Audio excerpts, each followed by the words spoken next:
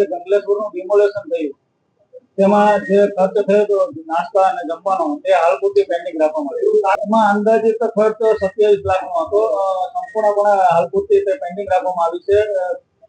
Pending રાખવાનું કારણ એ કે એમને જે કાજુ કતરી અને અંજીર ખજૂર રોલ ને એનો જે ઉલ્લેખ કર્યો છે, આવી સંવેદનશીલ વાતાવરણની વચ્ચે જે તે અધિકારીઓને આવી મીઠાઈ નહીં ખાવાની શું જરૂર પડી તેમના ખુલાસા માંગવા માટે એ હાલ પૂરતી પેન્ડિંગ રાખવામાં આવી.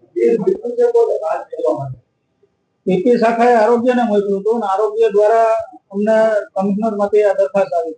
હા, ડિટેલિંગ જોઈ છે એટલા માટે જ એમનો ખુલાસા માંગવા માટે હાલ પૂરતી પેન્ડિંગ રાખવામાં આવી. કેટલા દિવસનું બિલ છે ટોટલ? 4 દિવસનું બિલ અને અંદાજિત 3500 થી 4000 અધિકારીઓ, કર્મચારીઓ અને લેબર ને બધા. હાલ તો એવું કઈ નહીં કહી શકું, પણ તપાસને આદેશ આપ્યા છે. પુરાવા આવ્યા પછી ચોક્કસ આપને જણાવીશ. 21 રૂપિયાની ચાર છે, 10 રૂપિયાની મળે.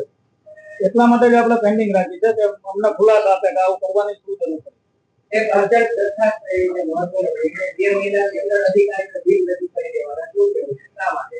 બિલકુલ, એક તો કોર્પોરેશનનો વહીવટ પારદર્શક અને પ્રક્રિયા એકદમ ઝડપથી સરળ બને. ઘણીવાર કોન્ટ્રાક્ટરોના અમને અને પદાધિકારીઓને તેમજ અધિકારીઓને અવારનવાર રજૂઆત થતી હોય છે. તો આ પ્રક્રિયા એકદમ સરળ અને ઝડપી બને તે માટે નિર્ણય લેવામાં આવ્યો. કોઈ પણ એજન્સી કોઈ પણ કામ હોય, અધિકારીઓએ 2 મહિના સુધીમાં સ્ટેન્ડિંગ કમિટી સમક્ષ એમના બિલ રજૂ કરી દેવાના. અન્યથા ના કરી શકે તો એમના યોગ્ય કારણો અમને જણાવવાના. સંકલનમાં બેસી નિર્ણય કરશું કે આ કારણ યોગ્ય છે તો એ ધ્યાને લેવામાં આવશે. અન્યથા એક પણ બિલ સ્ટેન્ડિંગ કમિટી ધ્યાને નહીં.